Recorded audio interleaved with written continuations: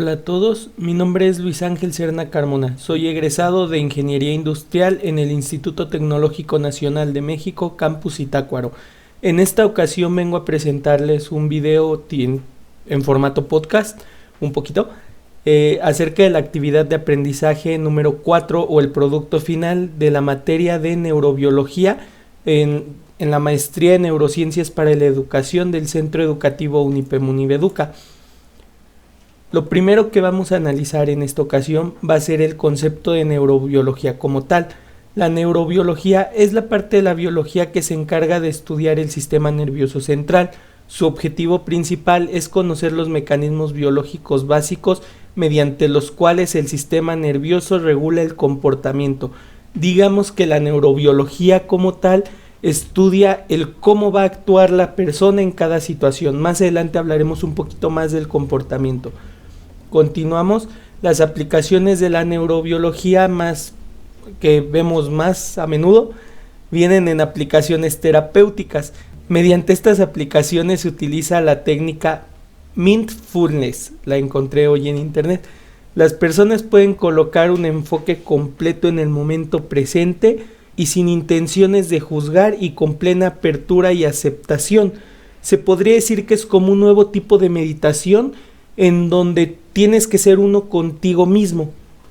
También se utiliza la neurobiología para la educación temprana. La neurobiología estudia el comportamiento humano. Sin embargo, más adelante veremos los diferentes tipos de comportamiento que tiene el ser humano y los factores que intervienen en cada uno de estos comportamientos. Pero hay cierto tipo de comportamientos que pueden ser regulados desde que eres niño conforme vas creciendo. Entonces, si aprendes cómo funciona la neurobiología, digamos que puedes educar de mejor manera a algún niño, a algún familiar, etc., etc. También la neurobiología se aplica en el deporte. Así es, los deportistas también necesitan conocer cómo funciona su comportamiento, porque cuando un deportista va a ir a una competición, necesita conocer su carácter para tener un mayor enfoque sobre la disciplina que practica. Veámoslo así. Yo soy de carácter muy fuerte, por poner un ejemplo. Me enojo fácilmente, le temo a la derrota, no me gusta el fracaso. Son cosas que ya uno mismo debe conocer. Entonces, si estoy entrenando un deporte competitivo, dígase fútbol, por ejemplo, y yo juego en la posición de mediocampista, ¿qué es lo que va a pasar si de pronto yo me malposiciono? Burlan a mi defensa y el contrario mete un gol. Yo me voy a enojar porque creeré que es su culpa. Sin embargo, si logro conocer mi carácter y mis tipos de comportamiento en cada situación, podría llegar un punto en el que regularé mi comportamiento y me enojaré menos. Es solo un ejemplo muy por encimita, pero pues ahí está, ¿no? Ahora, estamos hablando de la neurobiología y ¿cómo comienza esa palabra? Pues con neuro. Siempre que se estudie la neurociencia como tal o alguna de sus ramas como lo es la neurobiología, debemos hablar un poquito de las neuronas. De forma general, las neuronas son células diminutas que son tan pequeñas que ni siquiera las podemos ver y todas están en el cerebro. Sin embargo, son el motor del sistema nervioso. Digámoslo así, las neuronas son quienes controlan a los seres vivos, moldean nuestro comportamiento, hacen que nuestro cuerpo se mueva, regulan nuestras acciones, activan nuestros órganos receptores, o sea, las neuronas nos controlan totalmente. Además, las neuronas están formadas por el cuerpo celular, dendritas, terminación sináptica y por la acción, y se clasifican por 3 formas, según su función, según su estructura y según el tipo de sinapsis que llevan a cabo.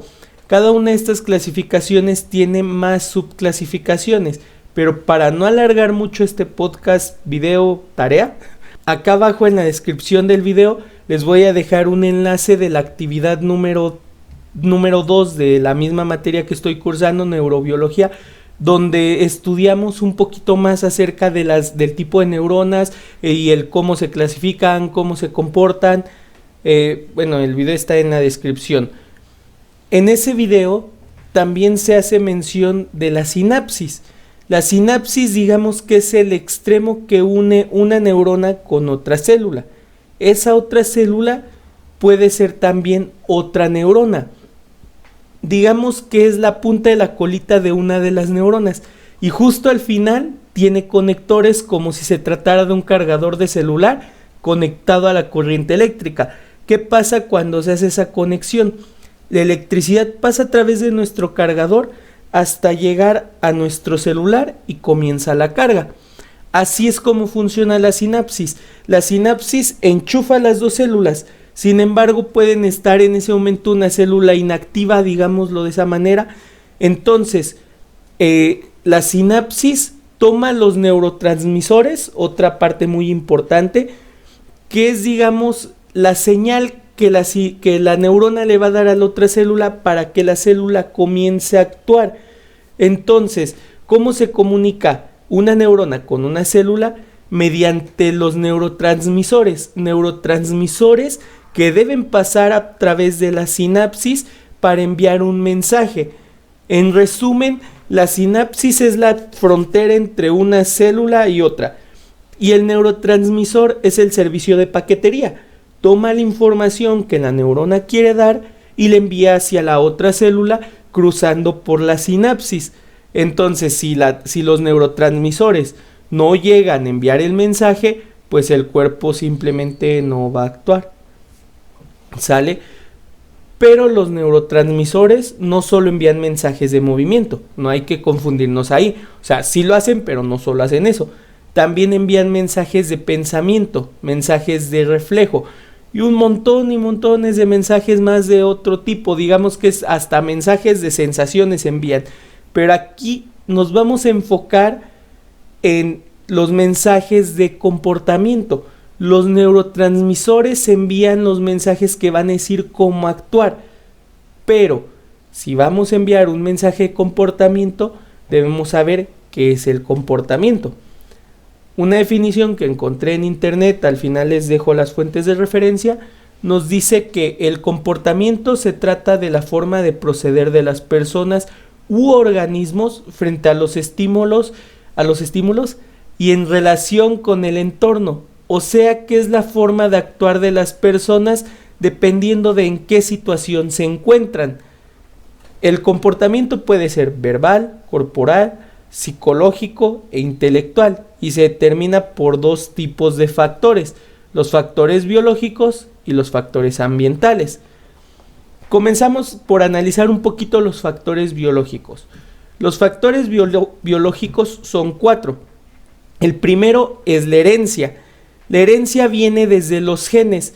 Digamos que aunque nosotros fuéramos huérfanos o fuera como fuera que creciéramos sin ver a nuestros padres seguidos o cosas así, o incluso de nuestros mismos tíos o abuelos, digamos que de gente que es mayor de nosotros pero comparte sangre con nosotros. Aquí es donde viene el comportamiento heredado. Muchas veces uno, aunque no conviva mucho con su familia, tiene comportamientos muy parecidos. Por ejemplo, en mi familia, en apariencia yo me parezco mucho a mi papá. Mi hermana se parece en apariencia a mi mamá. Sin embargo, en comportamiento o en formas de pensar, en el carácter, mi hermana tiene un carácter más parecido al de mi papá y yo tengo un carácter más parecido al de mi mamá. Y esto es algo que nosotros no podemos regular, es algo que ya traemos desde el momento en que nacemos y desde que nuestra sangre dice ella es tu mamá y él es tu papá. Además, también tenemos el segundo tipo de comportamiento, que es el que obtenemos por la maduración. Este tipo de comportamiento lo vamos obteniendo conforme vamos creciendo, a través de nuestras mismas experiencias.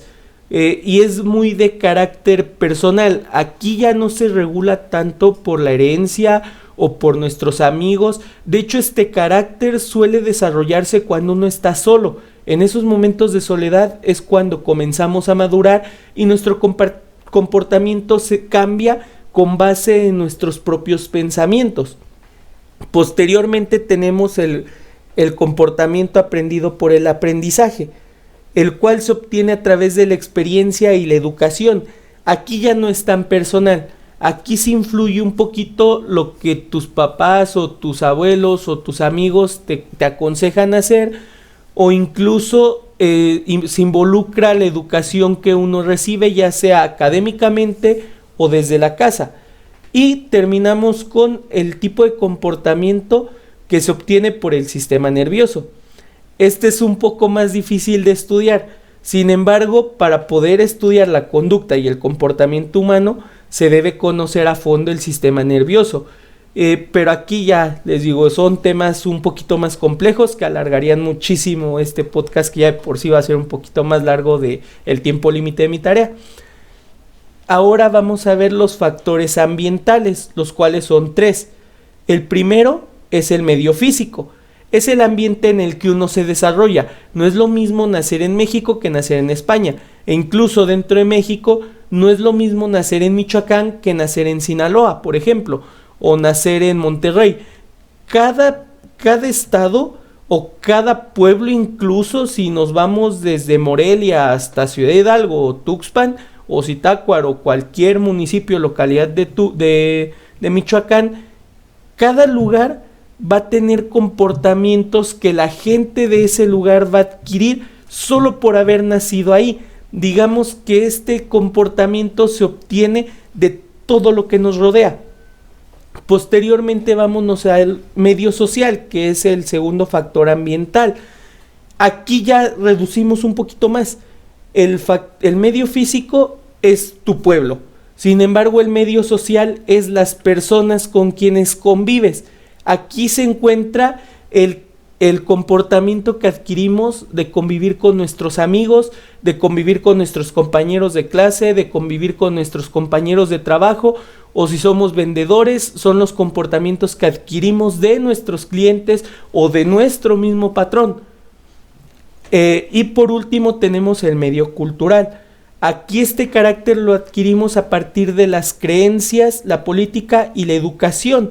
No es lo mismo, porque me ha tocado en ciertas ocasiones hablar con gentes de distintas religiones, no es lo mismo hablar con alguien que es de la religión cristiana, alguien que es de la religión católica, alguien que es de la religión testigo de Jehová. Cada una tiene lo suyo, ninguna es mala, las creencias todas hay que respetarlas. Sin embargo, sí cambia un poquito la forma de expresarse o la forma de actuar de cada persona de acuerdo a su religión. Lo mismo con la política. No es lo mismo hablar con alguien que siempre dice que vota por el PRI, porque los hay, nada más votan por el PRI por ser el PRI, que hablar con alguien que vota por Morena o vota por el PRD o cosas por el estilo. Incluso el comportamiento de las personas cambia si estudiaron en secundaria pública o estudiaron en secundaria particular. En resumen, el medio cultural cambia nuestro comportamiento de acuerdo a cómo se desarrollen nuestros pensamientos, nuestra educación, nuestras creencias y la política de la región en la que nos encontremos. Y para terminar este podcast, que ya se hizo un poquito largo, vamos a hablar acerca de algunos de los avances más destacados de la neurobiología, que de hecho van directamente de la mano con la neurofarmacología, que a pesar de que se conocen los factores que determinan el comportamiento humano, ya se mencionaron anteriormente, existen personas que no desarrollan su comportamiento igual que otras. En estos casos se les conoce como trastornos neurológicos. Digámoslo de otra manera, se conoce como una enfermedad mental y pues algunas son más agresivas que otras, pero al final son enfermedades que afectan directamente el cerebro. La neurofarmacología estudia cómo solucionar el déficit del desarrollo neurológico de las personas en enfermedades mentales. Para ello se crearon fármacos. Aquí solo mencionaremos unos cuantos y me ayudaré del texto porque son difíciles de pronunciar algunos. Los primeros son los inhibidores de la monoamioxidasa. Es un antidepresivo y trabaja en el sistema nervioso, en el cerebro, en el tálamo, en el núcleo extraído y en el tronco encéfalo. Aquí voy a ir hablando de forma muy general acerca de cada uno porque pues mi límite era 15 minutos y ya los cumplí en este punto. También tenemos los inhibidores de la recapacitación de la serotonina. Es un grupo de fármacos que tiene un mayor uso para tratar la depresión. En este grupo se encuentran medicamentos como la fluoxetina, sí estoy leyendo los nombres de los fármacos, la paroxetina, la sertralina y la citalopram. Además, también tenemos otros medicamentos que son los antidepresivos tricíclicos. Son drogas que se derivan de las aminas terciarias y secundarias. Dentro de este grupo está la imipramina, la amitriptilina y la clomipramina. Tenemos también los agonistas de los receptores de melatonina. Es una hormona producida por la glándula lineal, sintetizada a partir del triptófano y la serotonina. Y por último tenemos los agonistas de los receptores opioides. Obviamente, como su nombre lo dice, son derivados del opio, y estas sustancias pueden ser naturales o sintéticas e interactúan con los receptores opioides. Bueno, hasta aquí es la información que les voy a compartir en este video podcast tarea. A continuación les voy a dejar las fuentes de referencia. No son muchas y cada imagen presentada a lo largo de este video tiene su propia referencia. Y en todo caso, la mayoría de la información los tomé de los apuntes de la materia de neurobiología de la maestría de neurociencias para la educación del Centro Educativo Unipem, una excelente institución, por cierto. Bueno, aquí terminamos por hoy. Muchas gracias por visitar este video, por escucharme por casi 18 minutos y perdón por haber hecho el video más largo de lo que se debía. Si les gustó, porfa, suscríbanse y dejen un like nada más para sentirse bonito, ¿no? Porque siente bonito cuando te dejan un like. Bueno, eso es todo por hoy. Muchas gracias.